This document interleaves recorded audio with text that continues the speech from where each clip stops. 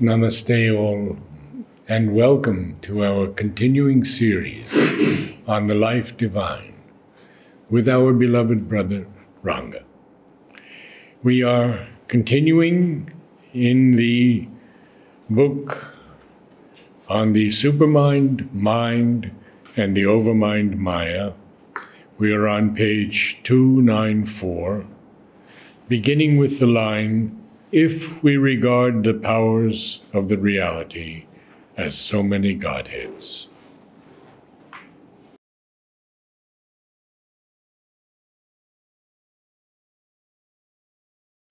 So, before we read this para, just to remind you that the overmind consciousness is the last plane of spiritual consciousness in the ignorance.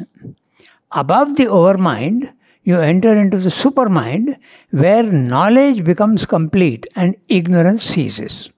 Okay? So this is the dividing line between the two is the golden lid, which Mother broke in 1956. 56, yes. 29th February 1956. And the supermind then descended into the physical world, but it got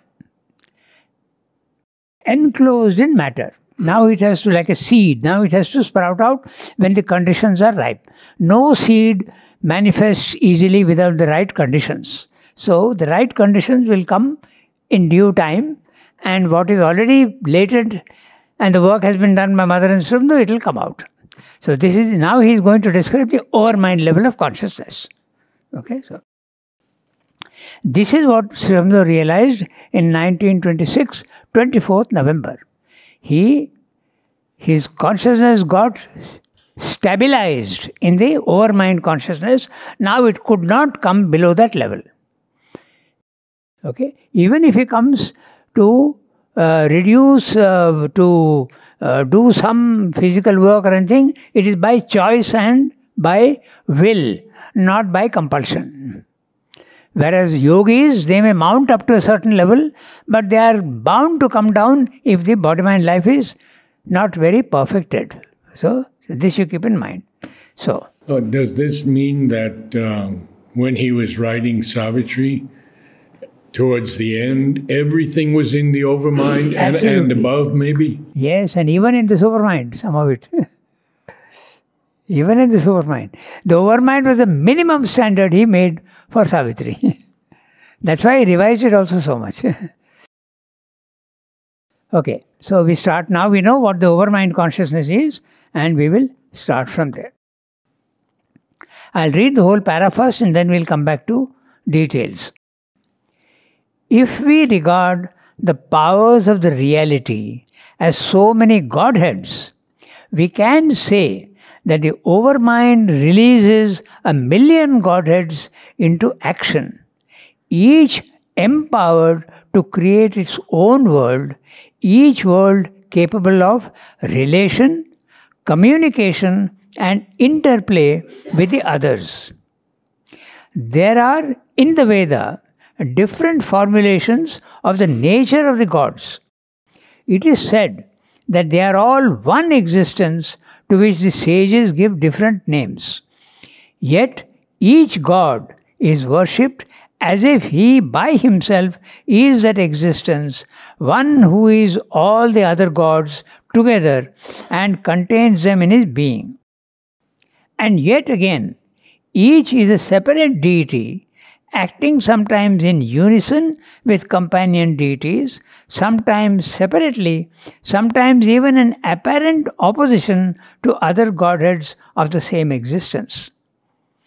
In the supermind, all this would be held together as a harmonized play of the one existence. In the overmind, each of these three conditions could be a separate action or basis of action and have its own principle of development and consequences, and yet each keep the power to combine with the others in a more composite harmony. As with the one existence, so with its consciousness and force. The one consciousness is separated into many independent forms of consciousness and knowledge. Each follows out its own line of truth, which it has to realize. The one total and many-sided real idea is split up into its many sides. Each becomes an independent idea force with the power to realize itself. The one consciousness force is liberated into its million forces, and each of these forces has the right to fulfill itself or to assume, if needed, a hegemony and take up for its own utility the other forces. So too, the delight of existence is loosed out into all manner of delights, and each can carry in itself its independent fullness or sovereign extreme. Overmind thus gives to the one existence consciousness bliss the character of a teeming of infinite possibilities, which can be developed into a multitude of worlds or thrown together into one world in which the endlessly variable outcome of their play is the determinant of its creation, of its process, its course, and its consequence. Srimada's language is very, very condensed and very pregnant is the word I can use for his. And exact. So we'll have to bring out that which is pregnant, we'll have to give it birth by discussion. Okay, so now, to remind you, as I said just now, the supermind is a very difficult consciousness to reach. It's not that anybody has reached permanently there. The Vedic rishis have realized it. Maybe some of the others also have had touches of it. Srimada also was often in the supermind consciousness. But nobody until now has been able to stabilize themselves permanently in the supramental consciousness. How many in the ashram touched it? I don't know. Even the overmind is a little doubtful. In fact, there is a joke about that. Someone claimed that he was in the overmind consciousness. Okay, so, and he is passed away now, so I can tell him. And he thought that he had reached such a level of consciousness that he proposed to Srimado that you and I can now run the ashram together. Okay, and finally he had to leave the ashram and go away. He became a little, he didn't go mad. He did come, he came afterwards, he came back to the ashram later on and I even met him. Yeah. He had the experience of Ananda, that he had. So anyway, so Amal Kiran with his wit, okay, he coined a spiritual epitaph for him. You know what an epitaph is? The message on the tombstone. So he said, Govind Bhai Patel, undermined by the overmind.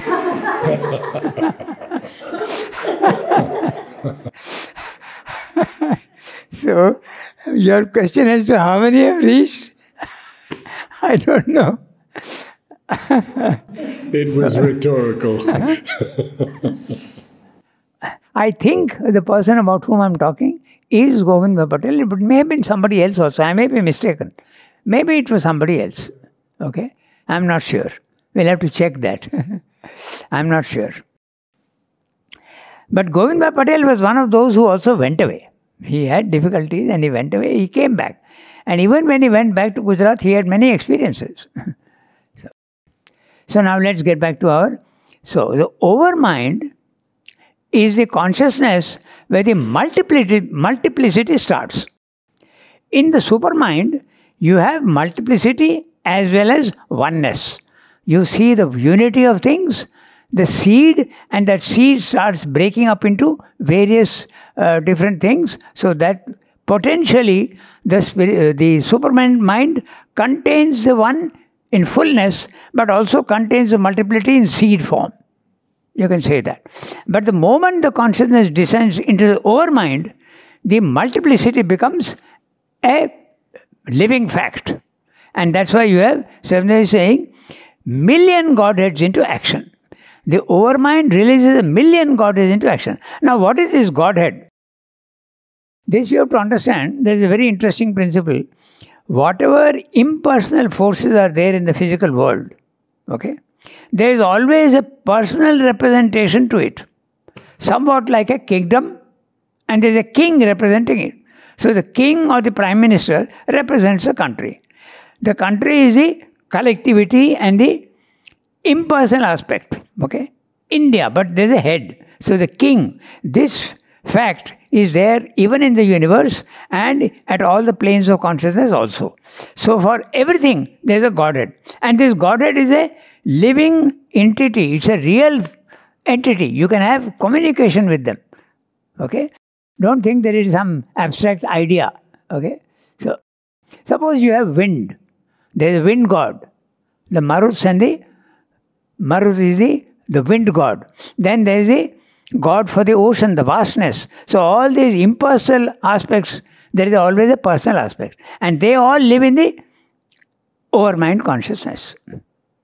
Okay? But when we speak of the Godhead, is there a negative, a darkness to any of these Godheads? No, they are at that level, they are half semi-divine, more than divine. But when we have darkness here, there is no darkness there. There's no representative. No, there is no. Oh, I see. Well, you have Yama, okay, who is the god of death. Yes. And there is Diti and Aditi. Aditi is the mother who gives birth to the gods, and Diti is the one who gives birth to the asuras. There is a difference. Okay, so it's an interesting thing what you are asking, but there is a connection. Okay. So, even at the highest level, the divine can be personal as well as impersonal. So, this million Godheads, now Swami is discussing very interestingly at the overmind level. Into action. Each God is empowered to create his own world. Each world capable of relation, communication and interplay with the others. Now, note that. So, million gods, two gods can communicate with each other. They can have a relation. And they can also, there is an interplay of their connection. This is possible, it starts at the overmind level. When there is a oneness, there can be no relation, there can be no communication, and there can be no interplay. There is only one. How can there be an interplay? But at the overmind level, this starts. Relations and communications and interplay. And what is the nature of that? There are three things he has mentioned. One is that two Godheads can work in unison. They can work in harmony. Or the two gods can, we'll read out those possibilities, okay? So, communication, interplay with the gods. It is said that they are all one existence to which the sages give different names. He has put it in English, and the Ekam Sat Vipra Bahuda Vadanti. The truth is one, but the wise men speak of it as many. That's what he's saying. So, although it is one, all the Godheads are essentially one, and yet they are different. Okay? Even in the physical world, we have examples of that. Isn't it? Very, very gross examples also. You will see that there is a oneness as well as there is a difference. Take any fruit from different plants. Take pineapples. Okay? They are all different. And yet essentially they are one. Exactly in the same way. Take any species. They are all one essentially in one species. They are all, say, horses. So horseness is common to them. So there is a oneness and there is a difference also among each horse. There is a difference. It's the same with human beings. Okay? So this is what he means by they are all they are in the Veda different formulations of the same nature of the gods. It is said that they are all one existence to which the sages give different names. Yet each god is worshipped as if he by himself is an existence. One who is all one who is all the other gods together or contains them in his being. This is why Agni sometimes is worshipped separately, but sometimes he contains all the other godheads in himself. Okay? And sometimes the other godheads contain Agni. This is possible at that level. Yeah. So, one who is all the other gods together or contains them in his being. And yet again, each is a separate deity acting sometimes in unison with companion deities. This is the first one. Sometimes separately. Each one will be acting separately or in harmony with each other, cooperation. Okay? Then there will be, or there may be no cooperation, but apparent opposition. Why is Srivamdasa saying apparent? Because there is basically harmony. So, although you can have two different types of actions which seem to be contradictory, they are essentially not in clashing. Can you tell us something about those working in harmony? Yes. The best example is the orchestra. The orchestra, there are 100 instruments, each one playing something else. Okay? But yet there is perfect harmony. So that's a good example of this. But what about the gods working in harmony? Pardon? The gods working in harmony. Yes, that's right. It doesn't happen at our level, but it can happen there at that level. Okay? Even when they are doing different works, they are complementing each other and they are not, that's why Srivamdasa is using the word apparent opposition. Okay? So, and yet again is separate, sometimes in unison. The word unison is very interesting. Unison actually refers to sound. Okay? When you are singing together and you are in the same pitch, you are singing in unison. Is it different from unity? Okay, it's different. So unison. In other words, what you are doing, the two are at the same pitch and the same in harmony. So, with companion deities, sometimes separately and sometimes even in apparent opposition to other gods of the same existence. He has given you three possibilities. In the supermind, all this would be held together as a harmonious play of the one existence. In other words, all the three possibilities are perfectly compatible with each other. But in the overmind, the compatibility starts becoming less. That's what he's going to tell you. Okay? So, in the supermind, all this would be held together as a harmonized play of the one existence. Note the word harmonized play. So there is a difference. There is a play. Okay? And that play can be working in harmony, working separately, or working in apparent opposition. That's a play. Okay? But in the supermind, it is harmonized. There is no clash. Okay? So, of the one existence, in the overmind, each of these three conditions could be a separate action or basis of action and have its own principle of development and consequences, and yet each keep the power to combine with the others in a more composite harmony. So, all the different philosophies, all the different ideas, all the possibilities that are there start at the overmind level. That's what he's saying. Take even, very simple, take political theories.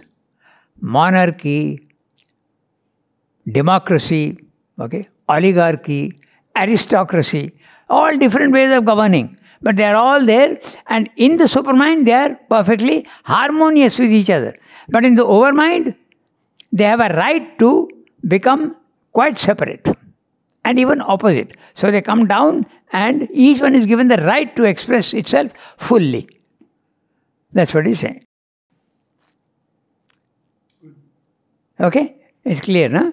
So, and the overmind is the origin of all this separation. That is the reason why Srivamdasa says that separation and multiplicity you could define as ignorance. Ignorance, don't give it a negative connotation. Think of it as a definition for seeing the many. we would give it a negative connotation. But the divine doesn't give it a negative connotation. Okay? He can see the one, but he also wants to see the many. There's nothing wrong in it. He wants to see it in a different way. And that's what we see. But we are so used to seeing the many that we want to see and we see this as a limitation. But for the divine, it's not like that. Okay, so we come to so in the overmind, all these three conditions, working separately, working in harmony, working in opposition, they become the origin of all these movements are in the overmind, and when they come down here, they become different. And that's why there is so much of clash between different. It becomes open clash. But there is no clash at the overmind level. There are only possibilities quite compatible with each other, not as much as in the supermind, but quite compatible with each other. When Sri Aurobindo speaks of evil, and I've done quite a study on it, he says there is no evil in the divine. Yeah. But there is on earth. There is? On earth there is much evil. Yeah, because the distortion becomes complete. So evil is nothing but the distortion of the truth. That, again, we can explain it this way. When the one becomes the many, it subjects itself to three limitations. He has spoken about that elsewhere. The first is that one consciousness can station itself at various levels. It would be like you have a 7-storied house and you can live on the 7th floor, you can live on the 5th floor, you can live on the 6th floor without change of nature. That's one possibility that it has. The Supreme Consciousness has got that possibility. The second is that it has the power to change its nature according to the level at which it is. Okay? So at the highest level, purity. At the lower levels, it becomes less pure, less pure, less pure, less pure. So the truth starts becoming distorted here. And the third possibility is it can limit itself. He speaks about this elsewhere, and it can limit itself. So these three possibilities you have to take into account. So the truth becomes darker and loses its character and stations itself at the lowest level as though it is the opposite of itself. That's why good becomes evil. Evil is nothing but a shadow, a reflected shadow of truth. Like light and darkness. Light and darkness also, we have to understand that they are not opposites. We see them as opposites, and that is valid here. But it is not opposite. It's a limitation of light. The usually example we give in, if you are sitting in the theater, okay, and before the program starts, the lights are all full, lights are on. But the bell rings and the program is about to start, the lights are dimmed. It is still light. Dimmer. Complete darkness. So, when it is semi-dark, you would still call it light. When it is almost dark, you would still call it light. The light is very weak, you will say. So, when it becomes 100% dark, why don't you call it light? So, it is light which has reduced itself. So, that is how you have... But this truth is not available here. It is available there. At our level, these are opposites. And we have to work on the basis of there being opposites. Okay? So, there is a chapter in the Synthesis of Yoga where it says standards of conduct. So, at each level, the laws that operate there are valid at that level. You can't apply the laws of another level to this level. You can't do that. They are valid. Okay? So, we go to the next sentence. Each of these three conditions could be separate or basis of action and have their own principle of development and consequences, and yet each keep the power to combine with the others in a more composite harmony. So, Srimda also explains the difference between the different philosophies, the Advaita, the Vishishta Advaita, and the Dvaita. He says they are all from different levels they are seeing, and all of them have got a truth. It's not that they are. And at the overmind level, the origin of all these differences are there. Advaita, oneness, essentially oneness. Vishishta Advaita, oneness as well as difference. And Dvaita, there is a basic difference between the individual soul and the divine soul. You can have a relation with the divine, but you can't become the divine. Okay, so all this is originating in the overmind level of consciousness. Okay, so as now, he is going to tell you this action of the one becoming the many acts on consciousness, it acts on force, and it also acts on Ananda. Why? Sat, Chit, Ananda. So it acts on all the three. That's what he's going to tell you one by one. Okay? As with the one existence, when he uses the word existence, he means Sat, he means substance. Okay? So with the consciousness and force. What happens with the substance also happens with consciousness and force. The one consciousness is separated into many independent forms of consciousness and knowledge. Very easy to understand. Our consciousness is quite different from the animal consciousness. The animal consciousness is quite different from the worm consciousness. Okay? And the yogis are at a different consciousness. So the consciousness becomes many types. That's basically what he's saying. Okay? So, and then each follows out its own line of truth which it has to realize. The one total and many-sided real idea is split up into its many sides. Real idea also we have discussed many times, but I see some new faces. So Yes. we'll just give a brief idea of what the real idea is. In the physical world, when you want to do something, you want to build a house, okay? Or you want to start an institution. Somebody wants to start a university, okay? You start with an idea. What do I want to produce and how will I do it? So you plan, okay? You have a plan. And this plan, and then you go about executing it. Now, in the physical world, you may have a plan which is easy to execute. You may have a plan which, with difficulty, you are executing. You may have a plan which is not very easy to execute, it may fail. But in the supermind, the plan of everything that has to be built in the physical world is bound to become a reality. That's why he calls it the real idea. It's clear? At our level, our idea may not be real in that sense. But in the supermind and the overmind, all the seed ideas which are there, which manifest in the physical world, are real. They become exactly what they're intended to be. Is the real idea and the Gnostic identical in similarity in terminology to the supermind? Is the real idea the supermind? Yes. Yes. All the real ideas are in the supermind. Okay? So now that's what he's saying. Okay? So the one consciousness is separated into many independent forms of consciousness and knowledge. Each follows out its own line of truth which it has to realize. The one total and many-sided real idea is split up into its many sides. Okay? This you can also understand if you picture to yourself the prism. Okay? White light is one, but when it hits a prism, it breaks up into 7 colors. So this one becoming the many, that also is a good example to understand how it becomes the many. Okay? Each follows its own line which is realized. The one total and many-sided real idea is split up into many sides.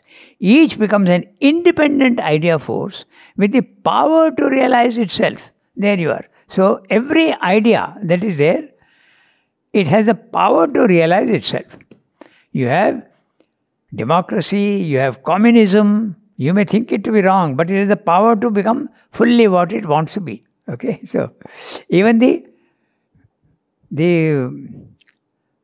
what about the phenomenon of the Nazis? Okay, even that had the power to realize itself fully.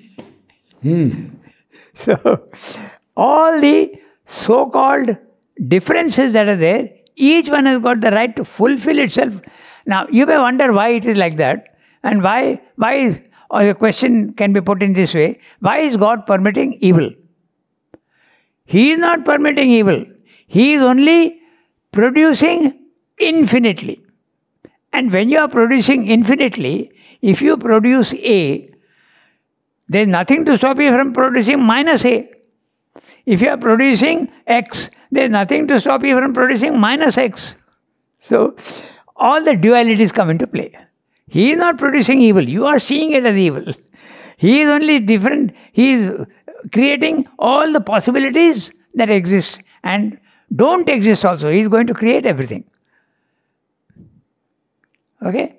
So, this is what he is saying. So, to realize itself, see that sentence again, each becomes an independent idea force with the power to realize itself. What you feel is something negative, is not negative. It has the power to realize itself.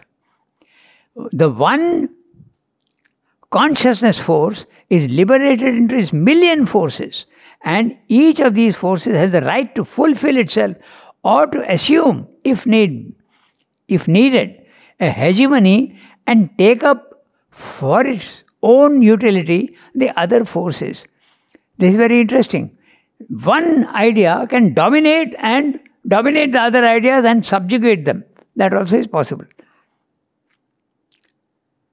Okay, it's like Germany in the Second World War conquering France and Austria and Poland and trying to even occupy Russia. It had the power to do that for a certain time. Okay, so this is what Swami is saying, but this can apply also in ideas. Okay, the idea of democracy is now sweeping the world. Okay, and although it's a very defective idea, still it is sweeping the world. It is dominating all the other ideas. Monarchy and autocracy, it's all overshadowing and saying, no, democracy should be the real. So that's what Swami is saying here. It has the idea, he's using the word hegemony. Okay, so, so if needed, a hegemony to take up for its own utility the other forces. So, now he is talking of Ananda. So the delight of existence is loosed out into all manner of delights, and each can carry in itself its independent fullness or sovereign extreme. So you may feel that delight is one, but there can be different types of delights. In fact, Swami has listed in the record of yoga, he has listed many types of Ananda. Okay, I just mentioned to you Kamananda, okay, Haitukananda, Ahaitukananda, Raudrananda, Vaidyutananda. So many different types of Anandas can be there. Electrical Ananda, okay, and body Ananda, vital Ananda, mental Ananda. So the one Ananda is expressing itself in so many different ways. So the one becoming the many. The principle of one becoming the many is applied to substance, which is existence. It is applied to consciousness, applied to force, and now he is applying it to Ananda also. This is something you will see in Srimad all the time. He is constantly discussing all the four aspects. Sat, Chit, Shakti, Ananda. Okay? You don't see that but if you read carefully, you will see that every time he is dealing with all. Okay? So, now we come back to what he is saying. So too the delight of existence is loosed out in all in manner of delights, and each can carry in itself its independent fullness or sovereign extreme. Each one has got the right to extreme itself and go the whole distance. Experiment. Nature is doing that. It's experimenting all the time with all sorts of things. Things which it finds that it has exhausted itself, it rejects. But it goes on. Overmind thus gives to the one existence, consciousness bliss, the character of a teeming of infinite possibilities, which can be developed into a multitude of worlds or thrown together into one world in which the endlessly variable outcome of their play is the determinant of the creation, of its process, its course, and its consequence. So Srimad is saying that this one Satchidananda can express itself in different worlds also. our creation, the world we live in, is not the only possible creation. It could have been many other types of creation also, where the laws would be different. So we get into extraterrestrials. Yes, that's right. And they may have that honor Yes. also. It's very possible that 20,000 light years away, there is another type of creation altogether. It's very possible. But doesn't Mother say that this is the only creation in which evolution is possible? Human evolution. Does he say that? He says it is a crucial. You see, it's a significant center. That's a word used. The earth is a significant center for the evolution. I don't think they have said that this is the only place where evolution is possible. I'm not sure. And if he has said that, I would like to see the... Okay, I'll find it. Yeah. Evolution into the supermind and above. Yeah. Okay. So... Anmol? I remember that this is the place where the evolution is concentrated, and whatever gains are made here, they are like distributed everywhere else. So that means that other places are also gaining. It's just that this is the point of concentration. This is what I remember. So, significant center is the word I used. That's a good term. These are Sridhar's words, not mine. Significant center. The divinization of the body is the main purpose of earthly life. Here, in our creation, that's a purpose. Okay, so that completes the paragraph. Now, since the consciousness force of the eternal existence is the universal creatrix, the nature of a given world will depend on whatever self-formulation of that consciousness expresses itself in that world. Equally, for each individual being, his seeing or representation to himself of the world he lives in will depend on the poise or make which that consciousness has assumed in him. Our human mental consciousness sees the world in sections, cut by the reason and sense and put together in a formation which is also sectional. The house it builds is planned to accommodate one or another generalized formulation of truth, but excludes the rest and admits some only as guests or dependents in the house. Overmind consciousness is global in its cognition and can hold any number of seemingly fundamental differences together in a reconciling vision. Thus, the mental reason sees person and the impersonal as opposites. It conceives an impersonal existence in which person and personality are fictions of the ignorance or temporary constructions. Or, on the contrary, it can see person as a primary reality and the impersonal as a mental abstraction or only stuff or means of manifestation. To the overmind intelligence, these are separable powers of the one existence which can pursue their independent self-affirmation and can also unite together their different modes of action, creating both in their independence and in their union different states of consciousness and being, which can be, all of them, valid and capable of coexistence. A purely impersonal existence and consciousness is true and possible, but also an entirely personal consciousness and existence. The impersonal divine, Nirguna Brahman, and the personal divine, Saguna Brahman, are here equal and coexistent aspects of the eternal. Impersonality can manifest with person, subordinated to it as a mode of expression. But equally, person can be the reality with impersonality as a mode of its nature. Both aspects of manifestation face each other in the infinite variety of conscious existence. He is now discussing only the two opposites of personality and impersonality. We had a big, brief glimpse of that. The impersonal forces examples are very easy. Wind, okay? The ocean, okay? A storm, okay? They are all impersonal forces. But there are personal representatives to each of these, okay?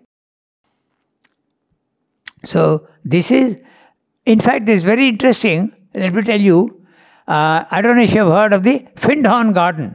You have heard about it. Findhorn Garden is a community in Scotland, quite far up, and they try to live some sort of a moral life, semi-moral, semi-spiritual, but it's not a fixed thing. People come, go, and they live together. They believe in vegetarian food. So, I'm mentioning this because there was a lady there, her name was Dorothy. And she was capable of communicating with the personal aspect of each vegetable. Okay, so it was a very interesting thing. And she used to talk to them. And they said, let us say, cauliflowers, okay? There is a deva. She used to call it the deva of the cauliflowers. Okay? And if you talk to them and have a good relation with them, you'll get a good crop. So, this is the interesting part, okay? So, in fact, even the animals, there is a king, okay? I don't know if you have heard the story, but, okay, I'll continue first with the Findhorn Garden. What happened one day, they found that rats are coming and eating up the vegetables. So this Dorothy was able to contact the king, the person aspect of the rat race. And she told him that, look, if you come and plunder our vegetables, we'll have to start capturing you and killing you maybe. So please don't do this. When this understanding with this king rat happened, they found that next day all these rats had gone into the next neighboring garden. So I mentioned this because of the aspect of personal and impersonal. Okay? So again I'll give you another instance of personal and impersonal. This is very interesting here. The Ramakrishna and Totapuri, this is a very interesting story of personal and impersonal. That we'll come to a little later. But you have heard of Sadguru, na?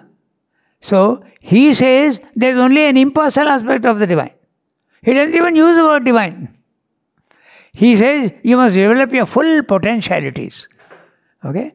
But there is no God. God is your own imagination. Buddha also says the same. There is no personal God. Jiddu Krishnamurti says the same thing. He says the same thing. There is no God.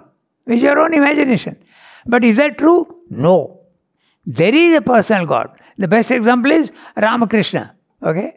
And this Totapuri.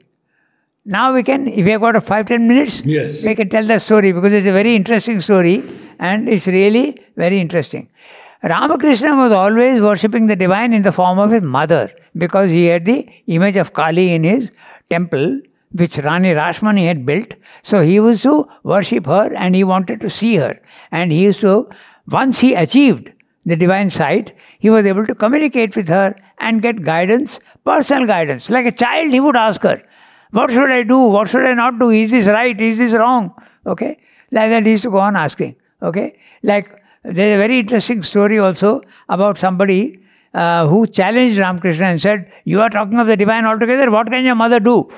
Can she produce on that hibiscus plant? Can she produce their red flowers? Can she produce a white flower? So he comes to the mother and asks, he's saying like that, this fellow, oh, is it really true? Then the miracle happened, okay? Next day, there is a white flower on the red hibiscus tree. Okay. Now let me tell you something very interesting. When I read this, I saw the same phenomenon in our press garden. It happens. White hibiscuses can sometimes come on a red hibiscus plant. I was fascinated when I said that. My God, look at this. I have seen it very often. Yeah. So I mentioned this because of the personal aspect, okay? So he used to tell her, and he used to ask all these simple questions. Look, he's saying this, that you can't do this. Can you do it? He's asking her. Then, so he knew only the personal aspect of the divine. He didn't know the Nirguna Brahman. He didn't know what the vast, infinite, impersonal aspect is. So when Totapuri came, he had to teach him how to get the impersonal aspect of the divine. So he told him, sit down. And they used to sit in a hut. And he saw he said, concentrate here. Keep concentrating here. Okay? And he says, I am seeing only the image of my mother. I can't see anything else. Okay? Then this Totapuri gets angry and says, concentrate again, concentrate. When he gets frustrated, he takes a piece of broken pot, something, shard. Okay? He takes a piece and plunges it here into his forehead. Say, I told you to concentrate here. A little bit of blood also comes out. Okay? And he says, concentrate here. I am concentrating, but I can see only the form of my mother. Personal aspect. Then, Totapuri tells him, take the sword of knowledge in your hand and cut your mother into two. And he does that. And the moment he does that, his limitations disappear altogether and he shoots into the Nirvikalpa Samadhi, the impersonal aspect of the divine. It's a very interesting story. But this is what happened to him. So now he knows what is the Saguna Brahman and the Nirguna Brahman. There is a sequel to the story also, which is very interesting, because our Totapuri knew the Nirguna Brahman, but he didn't know the Saguna Brahman. Okay? So, the sequel to the story is that one day Ramakrishna said, okay, you have taught me the impersonal aspect of the divine. He didn't say that exactly, but he must have thought, I'll teach you the personal aspect of the divine. So, one day he gets a severe stomachache. This Totapuri was a semi-naked man. He used to wear only a loincloth. Okay? And he had a very severe stomachache. By the way, even physical pain can be so much that you want to commit suicide. Okay? So he wanted to go and drown himself in the Hooghly river. So, because Dakshineshwar is on the Hooghly river, on the bank. So, Ganga. No, Hooghly. Hooghly. It's a Hooghly. It's in Calcutta. Yeah. I've been there. Hooghly is a branch of the Ganga. So this fellow is going to drown himself. I can't bear this pain. So wherever he's going, it's only knee-deep water. And Ramakrishna is sitting on the bank and enjoying himself and saying, why don't you pray to the Divine Mother, personal aspect? Then you will get rid of this problem. So this is the personal aspect and the impersonal aspect. So Srimda wants you to realize both. Both are true. It's not that only one aspect is true. But it's interesting that so many, Buddha, okay, not Shankara. Shankara did not see, he saw both. But Jiddu Krishnamurti, okay, then our Sadguru, they all say only the impersonal aspect is the divine. Because they have not gone beyond a certain level. But the Sadguru is building statues of Shiva and... Yeah, so, but when he speaks, he is saying like this. So maybe he believes. But the video that we are seeing, he is saying that. I have seen him in one video where he is worshipping the Jyotirlinga at Kedarnath. And he is just, bursting with tears. Yes. So that means he has a very strong personal connect with Shiva. Quite possible. But then, that one video which we have seen, he is going on saying that. Maybe it was an earlier thing, and now he knows. But Jiddu Krishnamurti, no.